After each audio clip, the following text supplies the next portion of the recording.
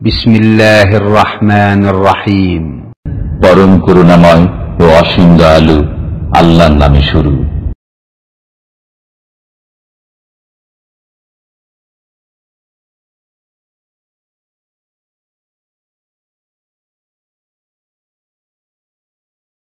তো আজকে যে আলোচনার সর্বপ্রথমে আমি আপনাদেরকে বলবো, যেহেতু আমরা মুসলমান, আমাদের সকলেরই কোরআন হাদিস মানতে হবে, ঠিক না ঠিক বলেন? কোরআন হাদিস বাদ দিয়ে কিছু করা যাবে না। কোরআন হাদিসের কিছু অংশ বাদ দেওয়া যাবে না। কোরআনের কোনো আয়াত বাদ দেওয়া যাবে না। কোরআনে যা আছে তাই মানতে হবে, ঠিক না ঠিক বলেন? Quran Islam is the complete code of life. Quran মানুষের পরিপূর্ণ জীবন ব্যবস্থা এবং জীবন বিধান। কোনো মানুষ যদি বলে আমি সত্যিকারে ইমানদার, তাহলে তার কাছে প্রশ্ন থাকা উচিত যে আপনি পরিপূর্ণ কোরআনের কতটুকু অংশ মানেন কি মানেন না। যদি সে বলে আমি পুরো কোরআনকে মানি, তাহলে আল্লাহ বলবেন তুমি পরিপূর্ণ ইমানদার। আর যদি বলি যে কোরআনকে পুরো মানি না, কিছু অংশ মানি কিছু বাদ দেই, তাহলে তাকে মুমিন বলা যাবে না, ঠিক না ঠিক বলেন? আপনারা যারা স্কুলে আমরা ছোট্টবেলায় লেখাপড়া করেছি, পাঠ্যপুস্তক বইগুলোকে কিছু অংশ বাদ দিয়ে দিয়েছি, তাতে আমাদের শিক্ষক দেখলে আমাদেরকে শাস্তি দিতেন, প্রহার করতেন, মারতেন। আর যদি না দেখতেন, না বুঝতেন, তাহলে আমরা ওইটা বাদ দিয়ে চলে যেতাম। তাতে কি কোনো গুনাহ হতো? কোনো গুনাহ হবে? কবিতার মাঝখান থেকে যদি একটি প্রবাদ বাদ দিয়ে দেওয়া হয়, তাহলে কি কোনো গুনাহ হবে? জোরে বলেন, গুনাহ হবে? হবে না। কিন্তু কোরআনে কারীম থেকে যদি আমি বলি আলহামদুলিল্লাহি রাব্বিল আলামিন আর রহমানির রহিম, মধ্যে কিছু নাই, ওয়ালাদ-দাল্লিন আমিন, কি বলেন, হবে? তাহলে বোঝা গেল আলহামদুলিল্লাহি রাব্বিল আলামিন ওয়ালাদ-দাল্লিন আমিন পর্যন্ত একদম পরিপূর্ণ মানতে হবে, ঠিক না ঠিক বলেন? এই জন্য কোরআন বলছেন আমি যেমনিভাবে তোমার কাছে আসছি একদম পবিত্র হয়ে, আর তোমাকে করব। কোরআন আসার উদ্দেশ্য কোরআন নিজে বলেন আমি কেন আসলাম। কোরআন বলেন আমি আসছি হুদাল্লিল মুত্তাকিন, মানুষের হেদায়েতের জন্য আসছি। জোরে বলুন না সুবহানাল্লাহ। কাদের হেদায়েতের জন্য আসছে? আমাদের হেদায়েতের জন্য। আমরা মানুষ না? এবার বলেন কোরআন কাদের হেদায়েতের জন্য? আমাদের হেদায়েতের জন্য আসছে। তাহলে হেদায়েতের কাছে পৌঁছতে হবে কি হবে না বলেন? পৌঁছতে হবে। কোরআন বলছে আমি হেদায়েতের জন্য আসছি, তাহলে কোরআনের কাছে যেতে হবে না? পানি বলছে, আমার রূহ বলছে, আমার আত্মায় বলছে পানির পিপাসা লেগেছে, আমি কি বসে থাকলে পানি আসবে না? পানির কাছে যেতে হবে। জোরে বলেন, পানির কাছে যেতে হবে না পানি আসবে? পানির কাছে যেতে হবে। এই জন্য কোরআন বলছে তুমি আমার কাছে আসো, আমাকে বোঝো, আমাকে মানো, আমাকে ধরো, আমাকে শুধু পড়ো না, আমাকে বুঝে বুঝে পড়ো। যদি আমাকে বুঝে বুঝে পড়তে পারো, তাহলে হুদাল্লিল মুত্তাকিন, যে আমি যেই ভাষা, আমি যে আমার ভাষা ব্যক্ত করার জন্য আমি দুনিয়াতে আসছি, তা অবশ্যই অবশ্যই পূরণ করে তোমাকে জান্নাতি বানায় জান্নাতে পাঠিয়ে দিব। জোরে বলেন সুবহানাল্লাহ। কি বলেন, পাঠাতে পারে পারে পারে কিনা বলেন? অথচ ভণ্ড দেওয়ানবাগি বলছে কোরআন কিছুই করতে পারে না, কোরআনের কোনো ক্ষমতা নাই। প্রমাণ হয়, দলিল দেয়। সাদ্দাম হোসেন যখন ফাঁসি হয়েছিল, কোরআন বুকে নিয়ে এসেছিল, কিন্তু কোরআন তো তাকে বাঁচাতে পারে নাই। আচ্ছা, আপনাদেরকে যা বলবো, যারা কোরআন লিখেছেন, আমাদের ইমাম আবু হানিফা রহমতুল্লাহ আলাইহিকে শাস্তি দেওয়া হয়েছিল, জেলখানায় রাখা হয়েছিল। প্রত্যেকটা মাযহাবের বড় বড় উলামায়ে কেরামকে জেলখানায় আটকে রাখা হয়েছিল।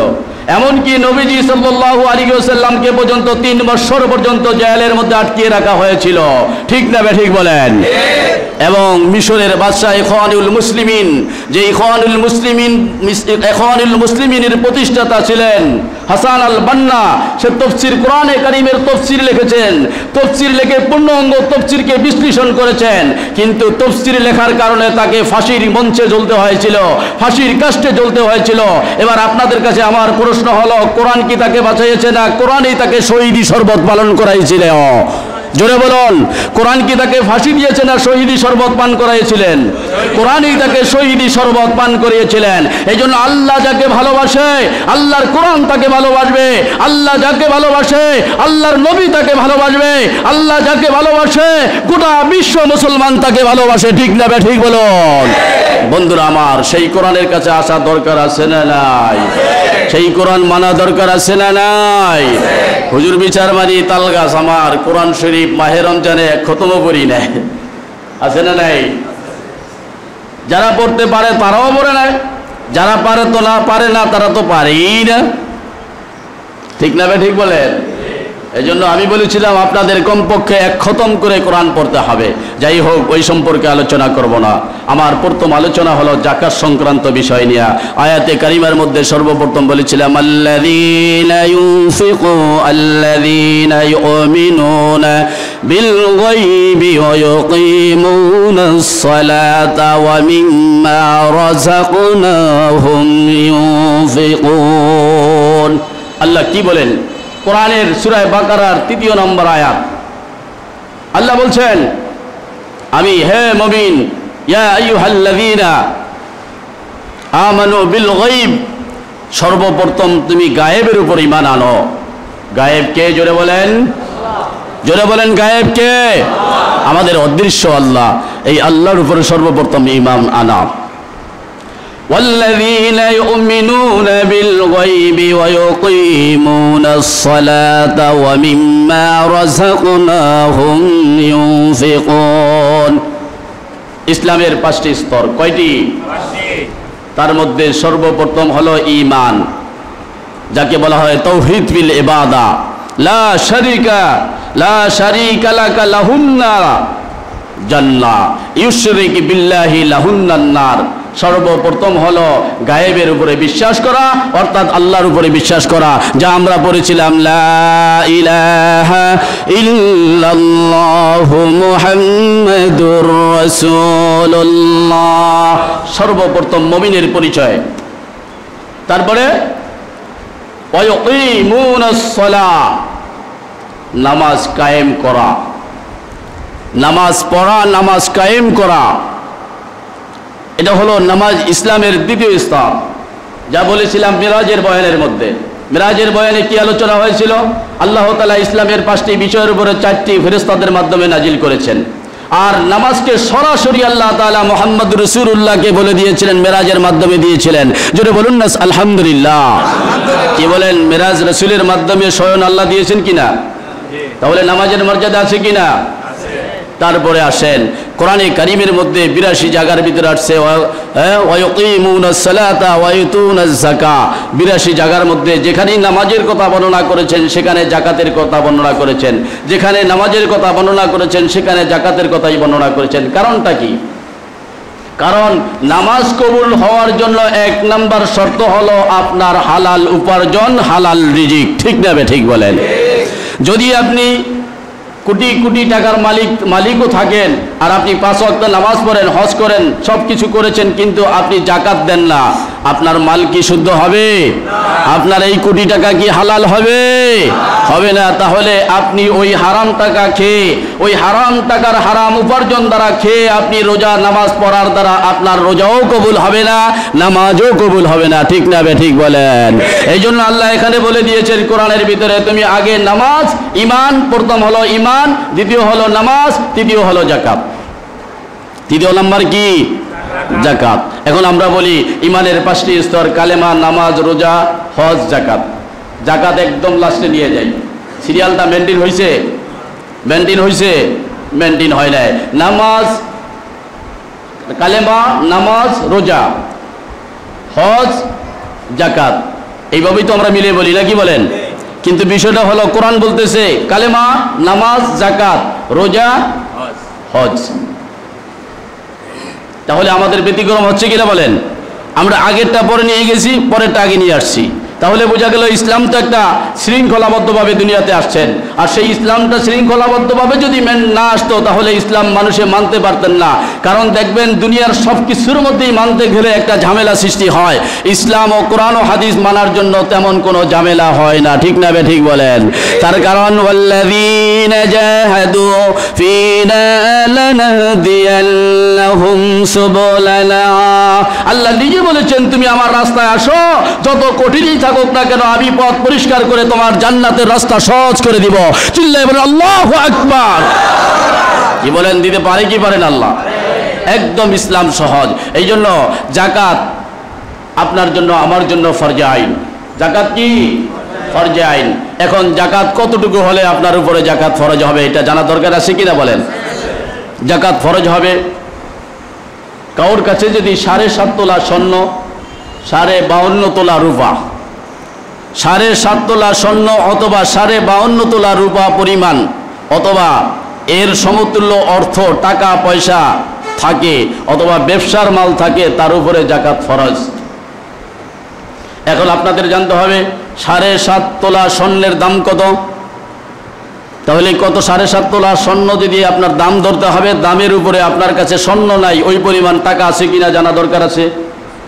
বর্তমান হিসাবে বাজারজাতের মধ্যে যদি আপনি ধরে নিন 35,000 টাকা স্বর্ণের ভরি, 35,000 টাকা স্বর্ণের ভরি যদি হয় তাহলে 7 ভরি 7.5 ভরি স্বর্ণের দাম, 7.5 ভরি স্বর্ণের দাম আসে 2,62,500 টাকা, 2,62,500 টাকা। এখন আপনার কাছে 2,62,500 টাকার স্বর্ণ নাই, শুধু টাকা আছে 2,62,500 টাকা, তাও আপনার উপরে যাকাত ফরজ। কথা বুঝে আসছে? এখন আপনার কোটি কোটি টাকা বেশি আছে, আপনার ওই মাপে যাকাত দিবেন। যেমনিভাবে শতকরা 2.5 টাকা হলে লাখে 2,500 টাকা, শতকরা 2.5 টাকা হলে লাখে কত? 2,500 টাকা। আপনি এইভাবে ধরে হিসাব করে পুঙ্খানে পুঙ্খানে রূপে আপনার যাকাত দিতে হবে। এখন আপনি যদি মনে করেন আপনার 1 কোটি টাকা আছে, আপনি 1 কোটি টাকাকে আপনি ওখান থেকে বেচে খাবলা মারে নিয়ে কিছু নিয়ে এসে আপনি যাকাত দিবেন, আপনার যাকাত মোটো আদায় হবে। আপনার হিসাব করতেই হবে, শতকরা 2.5 টাকা বের করে নিয়ে এসে আপনার যত টাকা হয় তা আপনি যাকাত দিতে হবে। এখন যাকাত কাদেরকে দিবেন? যাকাত কিভাবে দিবেন? যাকাত দিবেন মিসকিন। আল্লাহর কোরআনের মধ্যে বলছেন, আল্লাহ বলছেন ইন্নামাস সাদাকাতু লিল ফুকারাই ওয়াল মাসাকিন ওয়াল আমিলিনা আলাইহা, যে তুমি যাকাত দাও ওই শ্রেণীর ব্যক্তিদেরকে যারা মিসকিন, যারা গরিব, তাদেরকে যাকাত দাও। মিসকিন এবং ফকির এই 2 শ্রেণীর ব্যক্তি কিন্তু এক নয়। মিসকিন হলো এক জাতীয় মানুষ যার কোনো সয় সম্বল কিছুই বলতে কিছুই নাই, আর ফকির হলো ওই মানুষকে ফকির বলা হয় যেই মানুষের কাছে আজকের দিনের সম্বল থাকার সম্বল আছে কিন্তু তার কাছে যাকাত সমতুল্য পয়সা নাই। কিন্তু আমাদের দেশের বর্তমানে ফকিরের কাছে যা আছে আমাদের দেশের বাড়িওয়ালার কাছে নগদ টাকা তা নাই, ঠিক না ঠিক বলে? এখন এই 2 শ্রেণীর লোককে আপনি খুঁজবেন, কিন্তু আপনি যদি আরেকটা মাসালা স্পষ্ট খুঁজতে যান যে 52 তোলা রূপা পরিমাণ যার কাছে অর্থ আছে সেও তো যাকাত দিবে, ঠিক কিনা বলেন? তাহলে আপনি 52 তোলা স্বর্ণের রূপার দাম আপনি খুঁজুন, হিসাব করুন। 560 টাকা যদি আপনার তোলা ধরা হয়, 560 টাকা যদি আপনার রূপার তোলা ধরা হয় তাহলে 52 তোলা 52.5 তোলা রূপার দাম আসতেছে 29,400 টাকা। কত টাকা?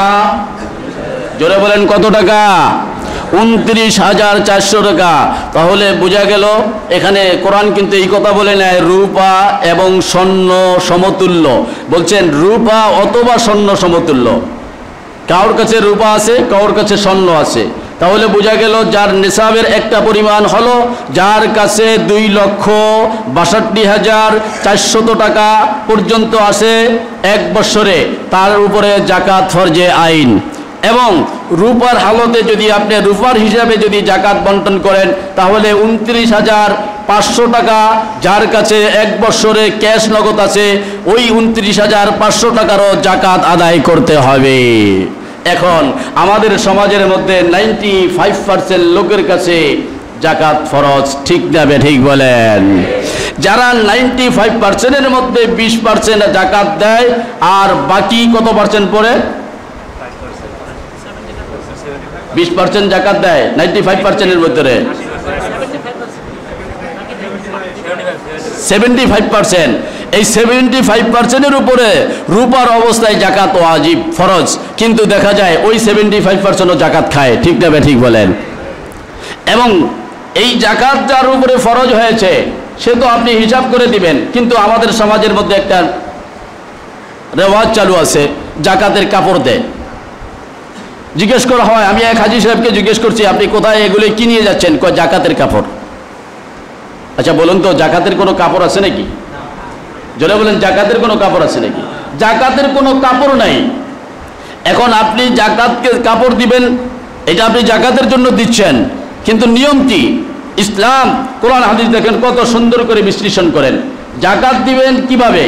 জাকাত দেওয়ার নিয়ম হলো, ইসলামের শুরু জমানার থেকে যখন জাকাত ফরজ হয়েছিল তখন তারা এলাকার মধ্যে পাড়া প্রতিবেশীর মধ্যে গরিব এবং মিসকিন ফকির খুঁজতেন, কে আছে আমাদের মধ্যে অসহায়, তো খুঁজে তার হাতে আমার একজন সাহাবীদের 2 লক্ষ টাকা 2 লক্ষ দিরহাম জাকাত আসছে, ওই সাহাবীর 2 লক্ষ টাকা 2 লক্ষ দিরহাম তাকে জাকাত দিয়ে দিলেন এবং তাকে বলে দিলেন, এই যে জাকাতটা তোমাকে দেওয়া হলো এবছর, আগামী বছর তুমি জাকাত খেতে পারবে না, বরঞ্চ তুমি এই 2 লক্ষ টাকার বিনিময়ে আগামী বছর তুমি আরেকজনকে জাকাত দেওয়ার মতো ক্ষমতা অর্জন করতে হবে। বলেন না সুবহানাল্লাহ?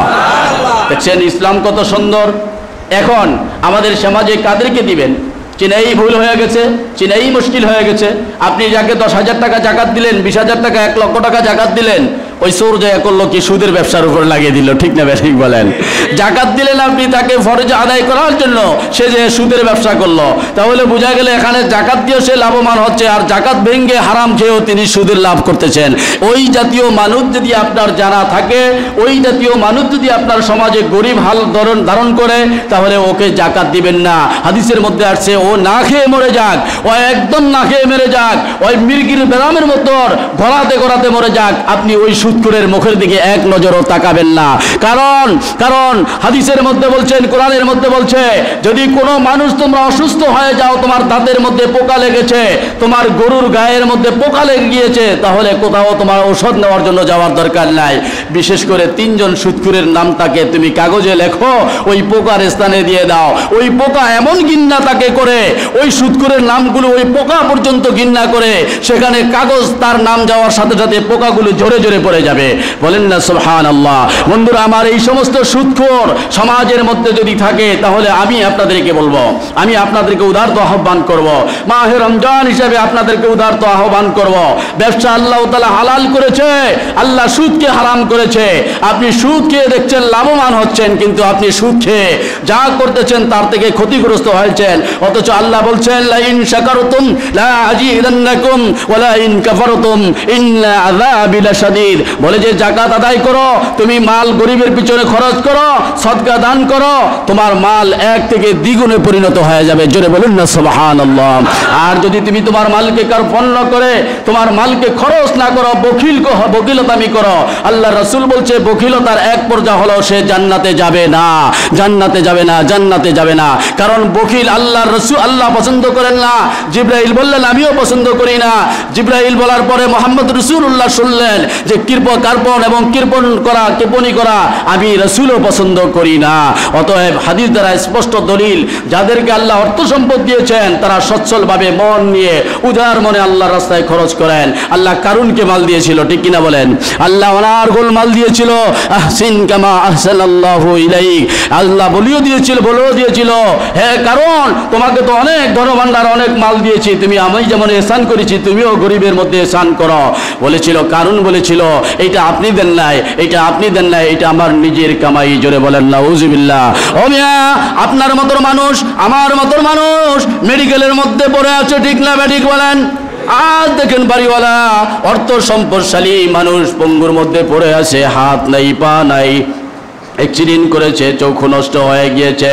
ও বন্ধুরা আমার, আল্লাহ তাকে ভালোবাসছে অ্যাক্সিডেন্ট করে মেডিকেলে রাখা, আর আল্লাহ আমাদেরকে ভালোবাসছে সুস্থ রেখে, সবল রেখে আল্লাহর ইবাদত করার জন্য আল্লাহ আমাদেরকে সুস্থ রেখেছেন। এই জন্য আল্লাহ বলেন, লাইন শাকারতুম লাজিদান্নাকুম ওয়া লাইন কাফারতুম ইন্না আযাবি লাশাদীদ। হ্যাঁ মুমিন, তোমার কাছে যে নিয়ামত দেওয়া হলো, তুমি তো শুধু মনে করো অর্থ সম্পদের নিয়ামত। না, সবচেয়ে বড় নিয়ামত হলো তোমার বডির মধ্যে আল্লাহ এত সুন্দর করে সুস্থ রেখে দিয়েছে। তোমার হাতের মধ্যে দেখেন কবজাগুলো লড়াইতেছি, কোনো তেল নাই, কোনো মোবিলও নাই, ঠিক না বে ঠিক বলেন? বন্ধুরা আমার, একটা জিনিস আপনি ব্যবহার করেন, লোহার জিনিস ব্যবহার করেন, আপনার দরজার গেটগুলোকে দেখেন, আপনি কিছুদিন পরে গ্রিজ দিতে হয়, তেল দিতে হয়।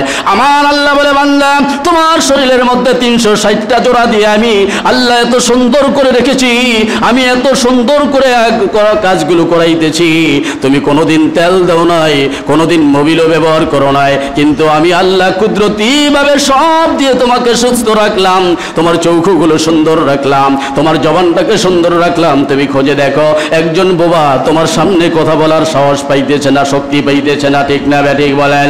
আমার ভাইয়েরা, একজন অন্ধ মানুষ, আল্লাহু আকবার, একজন অন্ধ মানুষ চোখে দেখে না, তারপরে বলতে পারে না তার সামনে কোন ধরনের খানা দিয়েছেন, মাছ দিয়েছেন না ভাত দিয়েছেন, ভালো দিয়েছেন না মন্দ দিয়েছেন, ঠিক না ঠিক? তারপরও ওই অন্ধ মানুষটা চৌখের মাধ্যমে দেখে না, কুদরতি চৌখের মাধ্যমে বিশ্বাস করে তিনি খেয়ে নেন। আমার আল্লাহ আপনাকে চৌখু দান করলেন, আমাকে চৌখু দান করলেন। বন্ধুরা আমার, এই চৌখুর কত দাম! যার হাত নাই তাকে জিজ্ঞেস করুন একটা হাতের কত দাম, ঠিক না ঠিক বলেন? আমার ভাইরা, আমি গত বছরের মাহে রমজানের মধ্যে একজন হাফেজ কোরআন, অন্ধ হাফেজ, আমি কোরআন শরীফ পড়াইছিলাম। আজকে সেই হাফেজ সাহেব, 2জন হাফেজ আমার কাছে আলহামদুলিল্লাহ অন্ধ হাফেজ হয়েছে। বন্ধুরা আমার, একজন পল্লী বিদ্যুৎ ডেন্ডাপুর মাদ্রাসা যাবেন, হাফেজ শরীফুল ইসলাম অন্ধ হাফেজ, আমার ছাত্র, গত পরশুদিন সালাম জানাইছে।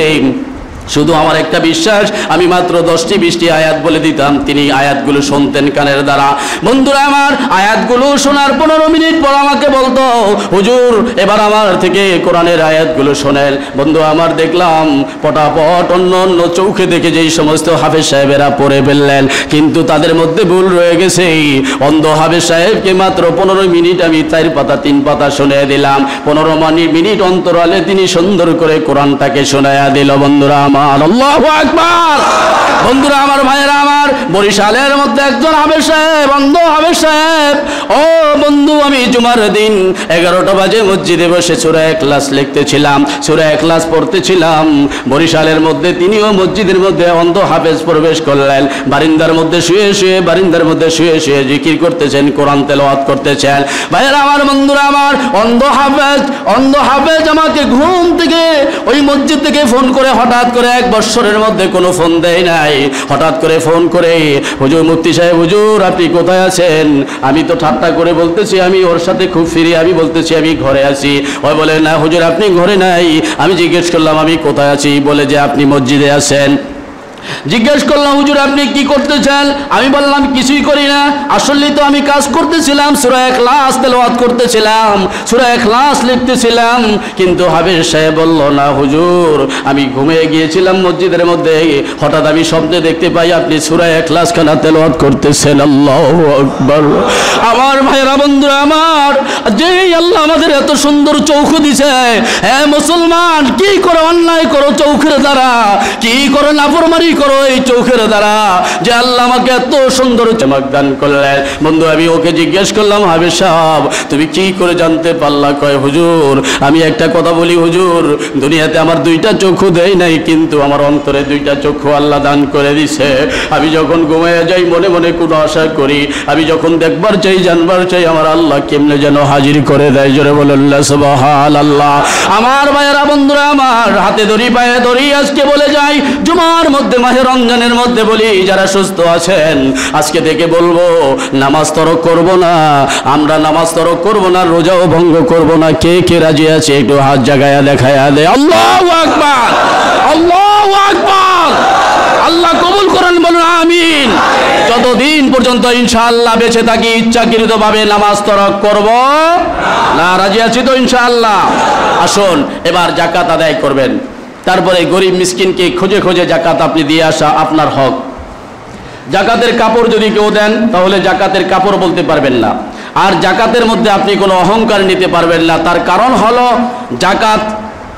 জাকাত হলো আল্লাহ তাআলার হুকুম এবং বিধান, এইটা আপনার দিয়ে দেওয়া আপনার উপরে ফরজ। এখন আপনি যদি মনে করেন যে আমি 2 লাখ টাকা জাকাত দিব আর সেটাকে কাপড়ে দিব, সিরিয়ালে একদিন দেখে দিব, তাহলে আপনার অবশ্যই অহংকার আসবে। ঠিক না ঠিক বলেন? সকলে আপনাকে নেতা বলবে, মানুষ বড় বলবে, আপনাকে দানবীর বলবে। কিন্তু জাকাত আদায় করে কখনো আপনি দানবীর হবেন এই কথা আপনি চিন্তাও করবেন না। লা ইয়ানালুল্লাহু লুহুমুহা ওয়ালা দিমাউহা ওয়ালাকিন ইয়ানালুহু তাকওয়া মিনকুম। যেমনি ভাবে কোরবানি জন্য আপনি কোরবানি করার জন্য নিয়ত করেছেন হালালভাবে সহিভাবে, আপনি বাজারে যেয়ে গরু কেনার আগে, গরু জবাই করার আগে যেমনি ভাবে রক্ত মাটিতে জড়ার আগে আল্লাহ কবুল করে নেন, যদি আপনার দিল ঠিক থাকে, ইখলাস থাকে, তেমনি ভাবে আপনি আল্লাহর রাস্তায় দান করার আগে যদি আপনি ইখলাস ঠিক রাখেন, তাহলে আপনার যাকাত শব্দের আগেই আপনার মাল হালাল হয়ে যাবে। ঠিক না ঠিক বলেন? এই জন্য বন্ধুরা আমার, আমরা হালালভাবে যাকাতগুলো প্রয়োগ করব। এই যাকাতগুলো আমরা ইনশাআল্লাহ রমজানের ঈদের আগেই দিয়ে শেষ করব। দ্বিতীয় নম্বর কথা হলো এতেকাফ। যে এতেকাফ হলো আমাদের জন্য প্রয়োজন। ঠিক না ঠিক বলেন? ইসলাম এবং রাসূল করিম সাল্লাল্লাহু আলাইহি ওয়াসাল্লাম বলেন, আমার জীবনে আমি কখনো এতেকাফ ভঙ্গ করি নাই। আমি একবার মাহে রমজানে এতেকাফ ভঙ্গ করেছিলাম, তা আমি পরের রমজানে কাজা করে নিয়েছি। বলেন না সুবহানাল্লাহ? বন্ধুরা আমার, এতেকাফ কি আমল? এতেকাফের আমল হলো, আজকে যারা আমরা রোজা আছি দিনের বেলা, বাহিরে গিয়েছি, আমাদের চৌখের জিনা হয়েছে, এমন লোকও আছে চৌখের জিনা হয় নাই ভাই। যে অবস্থা রাস্তার অবস্থা বর্তমানে, আমরা হুজুর সাহেবের এই তো রাস্তায় হাঁটতেছি না, মহিলাকে ধাক্কারে ঠেলে মনে হয় রাস্তার সাইডে জায়গা, তারপরও আরও ঠেলতে আছে, কত ঠেলা ঠেলবো মনে হয় যে রাস্তার সাইডে ফেলে দেয়। ঠিক না ঠিক? আমার দেশের একজন আলেম, ভালো আলেম, মহিলা করে দেখলে বোরকাটা এইভাবে পরিয়া ছাতাটাকে খুলে একদম গাছের গোড়ায় যে এইভাবে দাঁড়িয়ে থাকতো। মহিলাদের চেহারা উনি জীবনে দেখেন নাই, আর মহিলাদের কথা উনি ওইভাবে শুনতে পারেন না। খুব ভালো লোকটা, খুব ভালো। আমরা তাকে নাম রাখছিলাম ঘোমটা হুজুর, মানে অর্থাৎ সবসময় ঘোমটা দিয়ে চলেন, এই জন্য তাকে ঘোমটা হুজুর বলতাম। দেখেন মানুষ কত ভালো আছে দুনিয়াতে। হুজুর রাস্তা দিয়ে যাচ্ছে, এখন দেখতেছে একদল মহিলারা আসতেছে। হুজুর বললেন কি, আমাদের দক্ষিণবঙ্গ যেয়ে দেখবেন যে কোনো মহিলা বাইরে, তারপরও বোরখা বেরোয় বাইরে হয়। রিক্সায় যদি এখনো মহিলারা ওঠে, আমার দেশের কথা বলি, রিক্সায় যদি মহিলারা ওঠে, তাহলে নিজের একটা শাড়ি কাপড় দিয়ে রিক্সাটারে 3টা পেঁচানি দেয়। কথা বুঝে আসছে? আর আপনাদের দেশের ঢাকার শহরের ভিতরে 12 দেশে এখন এমন হয়েছে, বোরকা তো দূরের কথা, মনে হয় গায়ে কাপড়ই থাকে না। ঠিক না ঠিক বলেন? যাই হোক, এই ব্যাপারে আলোচনা করব না। লাস্টে হুজুর করলেন কি, হুজুর আপনার সাইডে যেয়ে দাঁড়াইলেন, রাস্তার পাশে ছাতাটাকে খুলে দাঁড়াইছেন। এখন মহিলারা মনে করছে, আমার মনে হয় পাশের বাড়ির আপা মনে হয় ওখানে দাঁড়িয়ে আছে। ও মহিলা যায় করছে কি, মহিলারা যায় ছাতাটা টান দিয়ে কয়, কি গো আপা, আমরা তো মহিলা মানুষ, আপনি কি মনে করি এনে দাঁড়িয়ে রয়েছেন? হুজুর তো একদম হতভম্ব হয়ে গেছে। হায় হায়, আমি মহিলাদের ভয়ে এসে রাস্তার কোনায় দাঁড়াইলাম, আর মহিলারা কয়, কি গো আপা, আপনি ঘোমটা দিয়ে দাঁড়িয়ে রয়েছেন কে? হুজুর দাপাস করে এক গাথার মধ্যে পড়ে গেছে। হুজুর কয়, আল্লাহ গো, কোথাও শান্তি নাই। ঠিক না বেটি? এই যে আমাদের দেশের অবস্থা এমন হয়ে গেছে, মা বোনেরা এত খারাপ হয়ে গেছে। ও মা বোনেরা, আপনারা আজকে মায়ের জাত, আপনারা মায়ের জাত, সম্মানের জাত। আপনাদের জন্য আল্লাহ রাসূল বলছে, একজন ইমানদার মহিলা, একজন পর্দানিশী মহিলা, একজন নেককার মহিলা 70 জন ওলি পুরুষের চাইতে উত্তম। জোরে বলুন না সুবহানাল্লাহ। দেখছেন আল্লাহ কত মর্যাদা তাদেরকে দিয়ে দিচ্ছেন, আর তারা বাহিরে যায়, কতভাবে চলে, কত নাচ গান। মার্কেটে তো যাওয়াই যায় না। বলি ভদ্র গেছিলাম গত পরশু দিন, আল্লাহু আকবার, কি যেন কিনবার গেছি, লাস্টে কই যে কেনাকাটাই দরকার নাই, চলে আসি। ওই মহিলা আমার সামনে দিয়ে ধাক্কায় যেয়ে দাঁড়িয়ে যায়। বেহাইয়া, এত বেহাইয়ার বেহাইয়া। একজন মানুষ, আরে ভাই 1000 ঘোড়ার মধ্যে যদি একটা সাদা কপালওয়ালা ঘোড়া থাকে, তাহলে চিনতে কি কষ্ট হবে নাকি ভাই? লক্ষ মানুষের মধ্যে যদি একজন হুজুর পাঞ্জাবি পরিয়া, সাদা পাঞ্জাবি টুপি পরিয়া দাঁড়িয়ে থাকি, তো চিনতে তো সমস্যা নাই। ঠিক না ঠিক বলেন? ও দাঁড়িয়ে আসি, মহিলা যার সামনে দিয়ে এইভাবে ঢুকছে, এখন পিছাইতে হয়েছে। যা কি করার আছে? আফসোস, মা বোনেরা এত খারাপ হয়ে গেছে। ও মায়েরা, তোমরা ভালো হয়ে যাও। তোমরা ভালো তো পৃথিবী ভালো হয়ে যাবে। একটা মহিলা ভালো হয়ে যাবে, গোটা পৃথিবী ভালো হয়ে যায়, ঠিক না ঠিক? একটা মহিলা খারাপ হয়ে যাবে, পুরা ডিস্ট্রিক্ট খারাপ হয়ে যাবে, পুরা দেশ খারাপ হয়ে যাবে, ঠিক না ঠিক বলেন? এই জন্য মা বোনদের পর্দা দরকার আছে। আসুন, এতেকাফ হলো আমল। রাসূল করিম সাল্লাল্লাহু আলাইহি ওয়াসাল্লাম বলেন, এতেকাফ করার দ্বারা মানুষের জীবনের সমস্ত গুনাহ আল্লাহ মাফ করে দেয়। বলেন না সুবহানাল্লাহ। বন্ধুরা আমার, ভাইয়েরা আমার, আম্মা জান আয়েশা বলেন, আল্লাহর রাসূল যখন 20 রোজা শেষ হয়ে যেত, 20 রমজানে আল্লাহর রাসূল ঘরে পেতাম না। আল্লাহর রাসূল ঘর থেকে বের হয়ে যেতেন। আমরা জিজ্ঞেস করতাম, ইয়া রাসূলুল্লাহ, ইয়া হাবিবাল্লাহ, আপনি কোথায় যাচ্ছেন? আল্লাহ রাসূল বলতো, আয়েশা গো, আমি যাচ্ছি মসজিদে নববীর মধ্যে 20তম রোজা থেকে ঈদের চাঁদ ওঠা পর্যন্ত আমি এতেকাফ করব। আম্মা যারা আয়েশা জিজ্ঞেস করলেন, ইয়া রাসূলুল্লাহ, আপনি তো শ্রেষ্ঠ নবী, সমস্ত নবীদের নবী, আপনার এত কষ্ট করা কি দরকার? আয়েশা গো, আল্লাহ রাসূল চৌকের পানি ছেড়ে দিলেন। চৌকের পানি ছেড়ে দিয়ে ডাক দিয়ে বলে, আয়েশা, আমি নবী, বিশ্ব নবী যদি হয়ে থাকি, সমস্ত নবীদের নবী হয়ে থাকি, আমার আমল হবে সমস্ত উম্মতের জন্য। জোরে বলুন না সুবহানাল্লাহ। আমার ভাইয়েরা, বন্ধুরা আমার, আল্লাহ রাসূল জীবনে কোনো দিন এতেকাফ তরক করেন নাই। 20 রোজা যখন চলে আসতো, আল্লাহর রাসূল মসজিদে নববীর মধ্যে চলে যাইতেন, এতেকাফে বসতেন। এতেকাফে বসে নামাজ পড়তেন, উম্মতের জন্য কাঁদতেন, নামাজ পড়তেন, কোরআন তেলাওয়াত করতেন, জিকির করতেন, তাসবিহ তাহলিল করতেন, বিচারের মাসনাদে বসতেন। আল্লাহ রাসূল যখন এতেকাফে বসলেন, মসজিদে নববীর মধ্যে বসে বিচার করেছিলেন, রাষ্ট্র পরিচালনা করেছিলেন, আল্লাহ রাসূল সব করেছিলেন। একমাত্র ব্যবসা বাণিজ্য এতেকাফে বসে করা যায় না। এই জন্য আল্লাহ রাসূল বলছে, আমার পরে যদি আমার উম্মতের মধ্যে শ্রেষ্ঠ উম্মত সাহাবা কেরামের পরে তাবিঈনের পরে আইম্মায়ে মুজতাহিদিন, খোলাফায়ে রাশিদিন, এমনি ভাবে সলফে সালিহিন, মুতাকদ্দিমিন, মুতাআখিরিন, শেষ পর্যন্ত যত উম্মত আসবে, আমার এই আমলটা যদি তোমরা ধরে রাখতে পারো, আমি রাসূল বললাম, কিয়ামতের মাঠে কঠিন হাসরের সময় আমি রাসূল, আল্লাহ যে আমাকে ক্ষমতা দিয়েছিলেন, আল্লাহু লা ইলাহা, পড়ুন, আল্লাহু লা ইলাহা ইল্লা হুয়াল হাইয়ুল কাইয়্যুম লা তা'খুযুহু সিনাতুন ولا نوم له ما في السماوات والأرض من ذا الذي يشفع عنده إلا بإذنه। আল্লাহ বলেন, কোন নবীকে এমন ক্ষমতা দেয় নাই। আমি নবীকে 2টা ক্ষমতা দিয়েছিলেন, স্পেশাল পাওয়ার। 1 নম্বর পাওয়ার হলো হাউজে কাউসারের পানি কোন নবী কোন উম্মতরে পান করাবেন এমন কোন দলিল নাই, কিন্তু আমি নবী আমার উম্মতগুলোকে হাউজে কাউসারের পানি পান করাবো।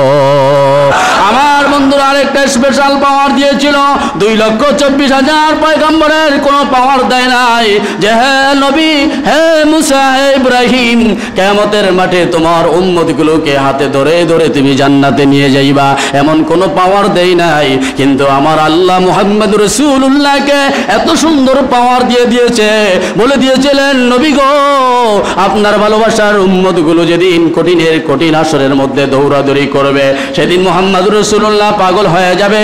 কেমন পাগল হবে?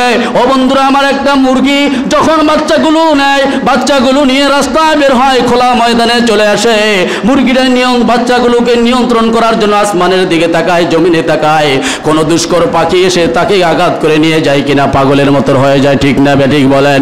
আমার ভাইয়েরা, বন্ধুরা আমার, কিয়ামতের মাঠে, হাসরের মাঠে আমার নবী, আপনার নবী এমন পাগল হয়ে যাবে, এমন ভাবে দৌড় দিবে, পুলসিরাতের ঘাটিতে চলে যাবে, যে দেখবে আমার উম্মতগুলো কি পুলসিরাত থেকে জাহান্নামের মধ্যে পড়ে যায় কিনা। আমার উম্মতগুলো জাহান্নামের কাছে দৌড়ে চলে যাবে, জাহান্নামের গেইটে দাঁড়াবে, পাগলের মতো হয়ে যাবে। আমার উম্মতগুলোকে জাহান্নামের মধ্যে ফেলে দেয় কিনা, পাগল হয়ে যাবে। কঠিন হাসরের সময় রাসূল একদিকে বলবেন, ইয়া আল্লাহ, আমার উম্মত যেন জাহান্নামে না যায়। আল্লাহ রাসূল বলবেন, আপনাকে আল্লাহ বলবেন, আপনাকে তো স্পেশাল পাওয়ার দিয়ে দিছি, আপনি এই পাওয়ার যখন পেয়েছেন, আপনার উম্মতের মধ্যে কাদেরকে ভালোবাসেন আপনি হাতে ধরে ধরে জান্নাতে পাঠাইয়া দেন। জোরে বলুন সুবহানাল্লাহ। আমার ভাইয়েরা, বন্ধুরা আমার, আল্লাহ রাসূল বলে 20 রমজান থেকে যদি কোনো ব্যক্তি 10 দিন পর্যন্ত সহিভাবে ইতিকাফ করতে পারো, তোমার জন্য আমি রাসূল সুপারিশকার হয়ে যাব, রাসূল সুপারিশকার হয়ে যাব এবং তোমার জীবনের সমস্ত গুনাহ মাফ হয়ে যাবে। ও বন্ধুরা আমার, আজকে রোজা থাকলে চৌকের গুনাহ হয়, আজকে রোজা থাকলে হাতের গুনাহ হয়, আজকে রোজার থাকার পরও চৌকের অন্তরের গুনাহ হয় না হয় বলেন? বন্ধুরা আমার, আল্লাহ রাসূল বলছে তুমি যখন মসজিদের মধ্যে প্রবেশ করলা, ইতিকাফ করবা, ইতিকাফ করার সাথে সাথেই তোমার মধ্যে সব গুনাহগুলো মাফ হয়ে যাবে।